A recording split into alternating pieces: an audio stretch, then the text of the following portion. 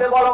আল্লাহ বলতেছেন ওয়া তাহসাবুনাহু হাইয়িনা, মনে করে এটা হালকা বিষয়। আরে বলেই মানুষ, একটু বললে কি হয়, এই শালার বেটা এদিক আয়, ডাক দিছে না ভাই? শালার বেটা এবার কোনো গালি হয় নাকি? নাতির ডাকে বলছে হারামজাদা, দোকানের থেকে যেটা গুলান, আপন নাতিকে ডাক দিছে হারামজাদা বলে, আছে না নাই ভাই? বুঝানোর জন্য বলতেছি, শুয়োরের বাচ্চা মাচ্চা তো এইগুলা কোনো ব্যাপারই না। চিন্তা করে এটা মানুষের মুখের বুলি হয়ে গেছে, এটা বলেই ফেলে। আল্লাহ বলতেছেন তারা চিন্তা করে এটা সাধারণ ব্যাপার। আল্লাহ বলতেছেন ওয়া হুয়া ইনদাল্লাহি আযীম, এমন কথা তোমার মুখ দিয়ে বের হয়ে যায়, ওইটা আল্লাহর কাছে বড় সাংঘাতিক। এই জন্য ইমানদারের তবিয়ত হবে যেইটা গুনাহ, কখনো সে গুনাহকে গুনাহ ছাড়া অন্য কোনো সেন্সে নিবে না। ছোট হোক বড় হোক, বান্দা গুনার দিকেই যাবে না, ঠিক না? মোবাইল দেখতে দেখতে এমন ছবি চলে আসে, ওয়াজই শুনতেছিলাম কিন্তু অ্যাডভার্টাইজ একটা চলে আসে, যেই মহিলা ওইটা আপনার চোখ দেখা অ্যালাউ করে না, হয় আপনার ওয়াজই বাদ দিতে হবে, নয় মোবাইল বাদ দিতে হবে। কথা ক্লিয়ার? আপনি কোন অজুহাতে এটা দেখতে পারেন না? আপনি খেলা দেখতেছেন ক্রিকেট, কিন্তু ফাঁকে ফাঁকে যে বিজ্ঞাপন হচ্ছে, যে মহিলা দেখাচ্ছে, ওই মহিলা, ওই আচরণ, ওই দৃষ্টি, ওইটা আপনার জন্য হারাম। যদিও দেখতেছেন ইন্টেনশন নাই, কিন্তু আমার আচরণে, আমার আমলে এটা যদি চলে আসে, আল্লাহ বলতেছেন এটা শয়তানের কৌশল। ও আপনার কাছে ছোট গুনাহকে ছোট গুনাহ রাখবে না, স্বাভাবিক বানাই দিবে। এইটা হয়েই থাকে, এখন সমাজের অভ্যাস হয়ে গেছে, বলে কিনা ভাই? আপনি দেখবেন বিয়ে শাদীতে গান বাজনা পর্যন্ত হয়, আপনাদের এলাকায় আছে কিনা ভাই? আছে। ইজাব আর কবুল ইসলামের বিয়ের ফরজ, ইসলামের বিয়ের ওয়াজিব হচ্ছে ওয়াতুন নিসা সাদুকাতিহিন্না নিহলা, তুমি তার জন্য দেনমোহর দিয়ে দাও, এটা আল্লাহর পক্ষ থেকে দায়িত্ব।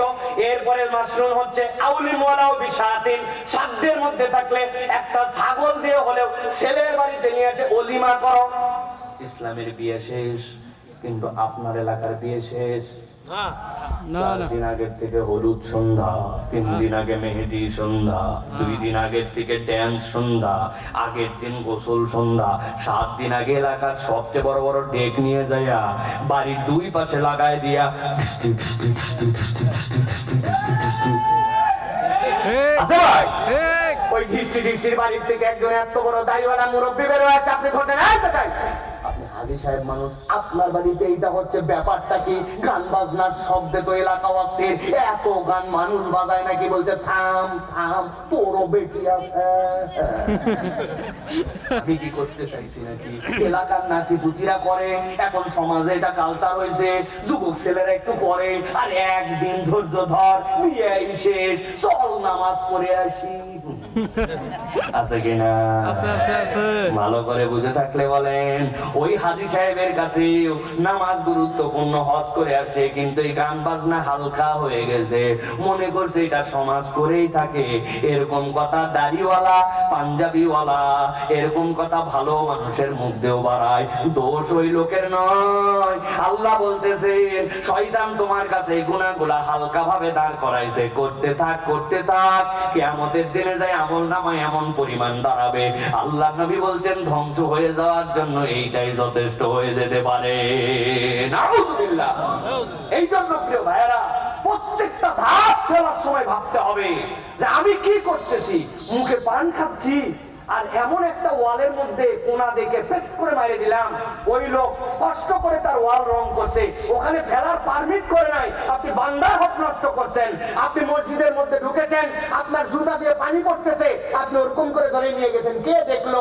কার্পেটের উপরে পড়লো, ওইটা তো চুষে চলে গেল, কিন্তু আপনি একটা গুনাহ করে ফেলছেন। আপনি অজুর কল ছেড়ে দিয়া মুখের মধ্যে পানি দিয়ে কুলি করতেছেন, আর কল করা করে সারা করতে করতে এদিকে 1.5 লিটার পানি নাই। আছে ভাই, আছে। আহা, আপনি চিন্তা করছেন মসজিদের পানি আমি কি চান্দা দেই না, কিন্তু আপনি পানির অপব্যয় করে ফেলছেন।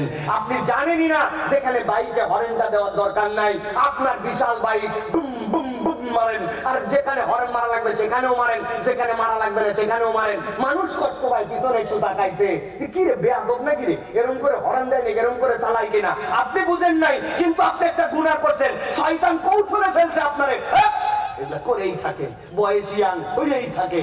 ওই হতে হতে হতে হতেই নবীজি বলছেন ওই যে ছোট ছোট লাকড়ি সংগ্রহ করে যেরকম আগুনে জ্বালায় পুড়ায় দিছে, তোমারও ওই কিয়ামতের দিনে আগুনে জাহান্নামে নেওয়ার জন্য তো যথেষ্ট হয়ে যাবে। বাঁচতে হবে ভাই, এটা শয়তানের কৌশল, দোষ তো আমার না, শয়তান তো এটা আগেতেই আছে। তাহলে আমাকে কি করতে হবে? এখান থেকে বাঁচার জন্য চেষ্টা করতে হবে। যুবকরা বুঝ দিছে, হ্যাঁ এই বয়সে দাঁড়িয়ে আছে না, আমি স্মার্ট লাগে। তো চাচা আপনার বয়সে 50 পার, আপনার মুখে দাঁড়িয়ে নাই, দেখো তোমার চাচি লাইক করে না, চাচি লাইক করে না জন্য উনি দাঁড়িয়ে রাখে না, আনস্মার্ট লাগে, চুলকায়, তাই না? ওই চুলকানি এমনি চুলকায় না, শয়তান চুলকায়। তাছাড়া তো আপনার বুধ এসে যাওয়ার কথা। আমার নবী দাড়ি কাটে নাই, দাড়ি রাখতে বলছে ফরজ, কাটতে বলছে হারাম, বড় করতে বলছে জন্য ওয়াজিব, আর আপনি বলতেছেন দাড়ি রাখতে চুলকায়। এখনো বয়স হয় নাই, আনস্মার্ট লাগে। আপনি যদি এটা বুঝে বলেন, আপনার ঈমান চলে যাবে। দুনিয়ার সর্বশ্রেষ্ঠ মানুষ, সর্বস্মার্ট মানুষ আল্লাহর দৃষ্টিতে আল্লাহ রাব্বুল আলামিন বলেছেন ইন্নাকা আলা খুলুকিন আযীম, তার থেকে উত্তম চরিত্র, দেখতে সুন্দর যে কেউ নাই, তার মুখে দাঁড়িয়ে ছিল। আর আপনি বলছেন আনস্মার্ট লাগে, বুঝে বললে আপনার ঈমান চলে যাবে, ঠিক কি না? বুঝ আসে না কেন? শয়তান আপনারে বুঝ দিয়েছে, দোষ তো আপনার না। আজকে বুঝে ফেলছেন, লাইফের গতি চেঞ্জ করে দেন, আল্লাহ মাফ করে দিবে। আর শোনার পরেও যদি বলেন মানে না, হুজুর সামনে আমার বিয়ে, তো যে মেয়ের সাথে বিয়ের কথা হচ্ছে সেই মেয়ে আবার দাড়ি পছন্দ করে না। আমি ফতুয়া দিয়ে গেলাম, হুজুর আছে, হুজুরের কাছে আরো ডিটেইলস শুনে নেবেন।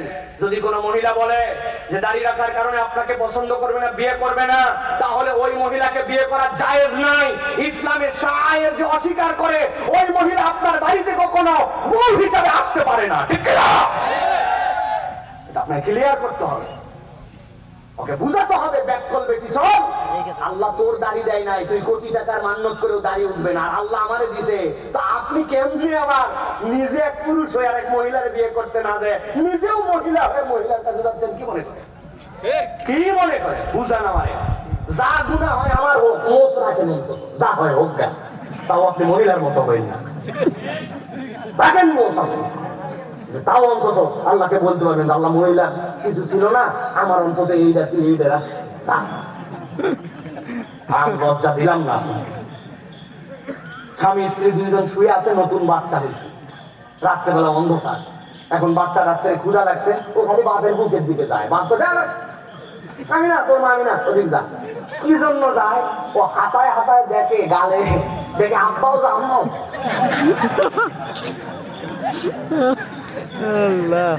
আর বলা লাগবে ভাই? না, আর বলা লাগবে না, শুধরায় না। এটা শয়তান আমাদের বুঝ ঢুকাইছে, তাছাড়া